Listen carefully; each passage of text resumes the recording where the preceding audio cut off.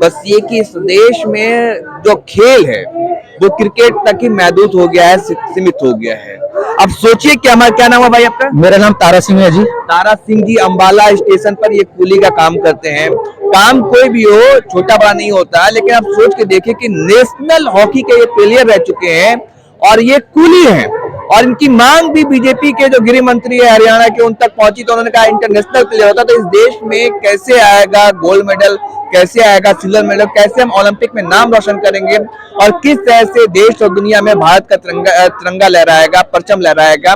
आप ये जीता जागता उदाहरण देख सकते हैं कि तारा सिंह एक युवा है, +2 है और इन्होंने नेशनल खेला हॉकी में भारत के लिए, लेकिन ये नौकरी के लिए मोहताज है और आज जंतर मंतर पर धरना देने पहुंचे। कुछ उम्मीद है? सर से भी उम्मीद है कि वो हमारा काम करें। अच्छा। क्योंकि आज के टाइम में हमारी दशा ऐसी हो गई है कि हम बोनी के लिए भी तरसते हैं अपने स्टेशन पे। मैं अंबाला स्टेशन से हूँ, अंबाला डिवीजन पड़ता है वो। हमें बोनी करने के भी लाले पड़ जाते हैं, ट्रेन से हमें कोई सामान नहीं मिलता। जो सामान उतरता भी है सवारी लेके तो वो या तो लिफ्ट में या एक्सीलेटर से नीचे बाहर निकल जाता है। आप कितना पढ़े लिखे हो? मेरे +2 है सर। +2? हाँ जी। तो आप कोई दूसरा काम क्यों नहीं कर रहे? सर मैं दूसरा काम कर रही हूँ, मैं हॉकी प्लेयर हूँ। अच्छा। हाँ, नेशनल खेला हुआ हूँ मैं। नेशनल खेले हुए? हाँ जी, फिर ये काम कर रहे हैं? वही मैं बता रहा हूँ, मेरी आर्मी में भी सिलेक्शन होगी थी। इन फ्यूचर मेरी उंगली में फ्रैक्चर के कारण, ये फ्रैक्चर के कारण मुझे वहाँ से मेडिकल में इनफिट कर दिया गया। तो उसके बाद जब कहीं पूरा हताश होके तो एक बार न्यूज में आया कि कुलियों की भर्ती निकल रही है। तो मेरे फादर साहब भी रेलवे में है, जेई की पोस्ट पे थे, रिटायर हो गए हैं वो। तो उन्होंने कहा कि बेटा चल, वो तो नौकरी नहीं मिली जो किस्मत में नहीं मिला, तो आप मेहनत करो, मेहनत से सब कुछ मुमकिन है, मेहनत करो आप। तो मैंने कुली का फार्म भरे तो उसमें मेडिकल सब कुछ हुआ, अनदर जो भी फैसिलिटी थी वो जो फॉर्मेलिटी थी वो पूरी करी मैंने। उसके बाद हम नियुक्ति हो गए। तो उसमें ये कहा गया था, जो सुनने में पहले आया था कि लालू प्रसाद जी ने कुलियों को पक्का कर दिया था ग्रुप डी में, तो उसके बाद ये पॉलिसी चलेगी।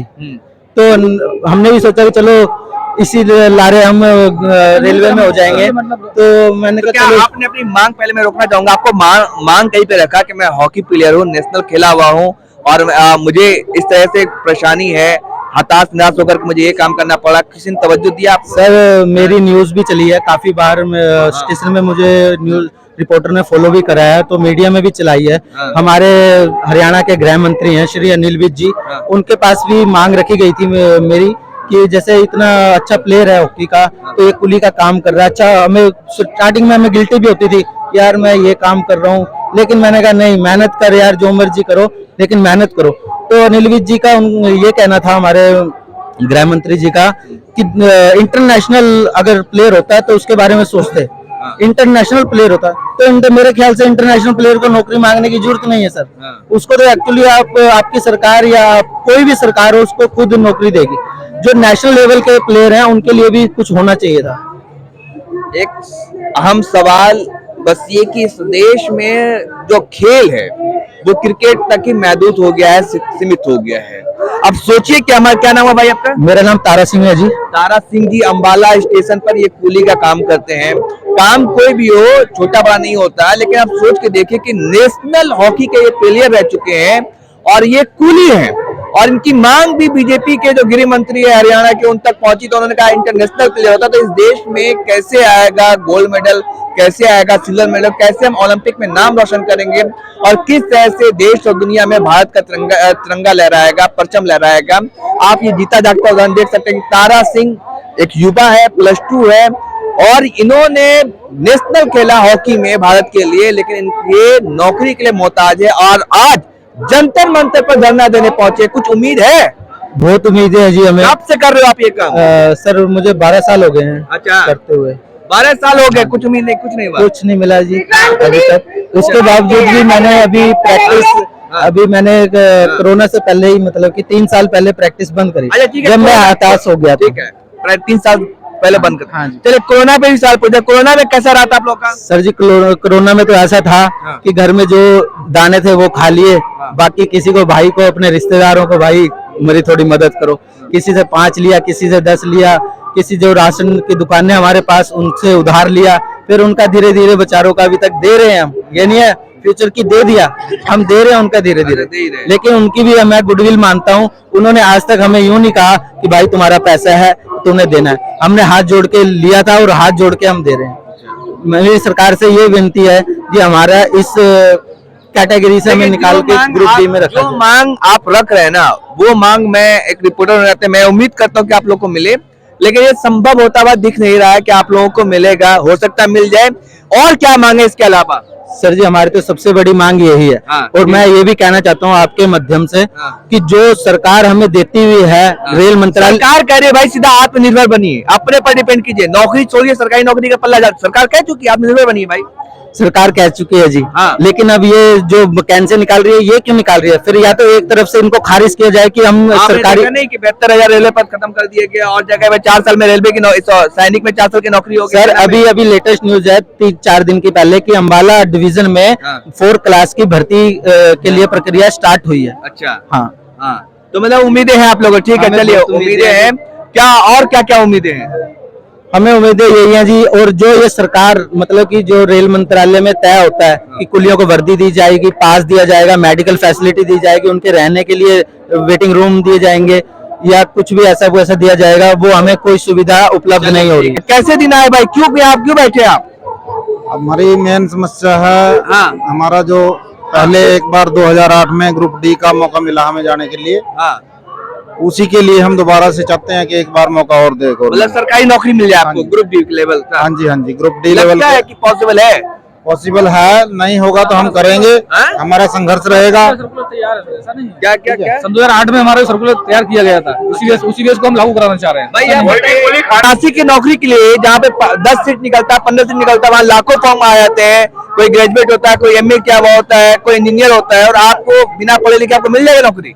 नहीं, सब पढ़े लिखे हैं, अनपढ़ कौन है हमारे में? तो फिर क्यों आप ये काम क्यों कर रहे हैं? ये काम हम इसलिए कर रहे हैं क्योंकि उस समय पे जिस समय हमारी भर्ती निकली थी, उस समय पे गवर्नमेंट ने पॉलिसी बनाई थी।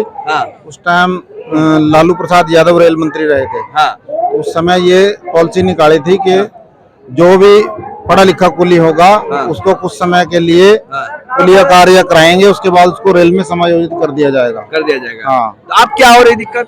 अभी दिक्कत अभी सारा रेनोवेशन हो रही है हर स्टेशन की, डिमोनेटाइजेशन हो रहा है, पुरानी बिल्डिंगें टूट रही नहीं बन रही हैं, लिफ्टें लग गई हैं और डिस्प्ले बोर्ड लग गए हैं, तो उससे कुली का काम जो है वो काफी हद तक खत्म हो गया है। तकरीबन क्या क्या क्या हो गया? जो लगेज है उसमें मतलब कंपनियों ने जो है पहिए लगा दिए हैं, रेलिंग पुल बने हुए हैं और काम नहीं है प्लेटफॉर्म पर। क्योंकि खाली इंक्वायरी बना हुआ है। अपने जीवन यापन करने के लिए, बच्चों की शिक्षा दीक्षा के लिए क्या करे। और रेल का एक अविष्ट अंग है। तो मतलब आप चाहते हैं कि जो बैग में चक्का लगा हुआ है वो खत्म तो ये नहीं है। हम केंद्र सरकार से चाहते हैं जो हमारा सर्कुलर 2008 में किया था उन्होंने, हम वही सर्कुलर को आप डिमांड के लिए 4th क्लास में मतलब नौकरी पाने के लिए हम धरना प्रदर्शन कर रहे हैं। और क्या क्या मांग है आपकी? मांग साहब यही है हमारी मतलब कि हमें 4th क्लास का दर्जा दिया जाए। 4th क्लास का दर्जा दिया जाए जी। आपकी क्या क्या मांगे? हम चाहते हैं कि जैसे 2008 में लालू जी ने कुलियों को प्रमोशन दी थी, ग्रुप डी दिया था, वैसे ही हम भी चाहते हैं कि हमें भी ये सब दिया जाए और जो सुविधाएं हमें अपना मिल जाएंगी। अच्छा, चलिए ठीक है। तो आप चाहते हैं कि नौकरी हो, लेकिन जो मुश्किल लग रहा है कि जब सरकार, युवा परेशान है, 45 साल में सबसे ज्यादा बेरोजगारी है, तो क्या लगता है, आपसे वही सवाल है कि मिलेगा? मिलेगा जी, नहीं मिलेगा तो हम अपना धरना प्रदर्शन जारी रखेंगे। क्या करेंगे नहीं मिलेगा तो? जैसे अब रैली कर रहे हैं वैसे भी करेंगे। रोड होता ही में रोड पे भी आना पड़े, ट्रेन की लाइन पे भी आना पड़े, पर हम हार नहीं मानेंगे। हम चाहते हैं कि हमें जैसे नहीं सर, हम ऐसा नहीं है कि हम आप कोई वैसे वो मांग रहे हैं सर, ऐसा नहीं है। इतने कुली नहीं है भारत के अंदर। 20,000 टोटल कुली है। 20,000 बस? ओनली 20,000। अगर केंद्र सरकार हमारी चाहे 0.1% मात्र स्लीपर चार्जेस बढ़ा दे, 0.1%, तो हमारा जो मासिक वेतन वो निकल सकता है। और हमने लोगों को हम जो फोकस करते हैं प्लेटफॉर्म से लेकर के और उनके मतलब ये बताइए कि मोदी सरकार है, एक तरफ मजबूत सरकार है, सक्षम सरकार है, क्या लगता है कि झुका पाएंगे अपन को? होगा जी। संघर्ष करेंगे जरूर होगा। अगर हम संघर्ष करेंगे तो जरूर होगा। क्या ये है गर्व की बात है, उसको नहीं कह सकते। 2024 में क्या हो सकता है, ये तो सरकार कितनी आई कितनी चली गई, ऐसा नहीं है। अच्छा, अरे वो 50 साल तक कभी रहेंगे? ऐसा नहीं है। 50 साल तक कुछ नहीं होने वाला है। ऐसा नहीं है।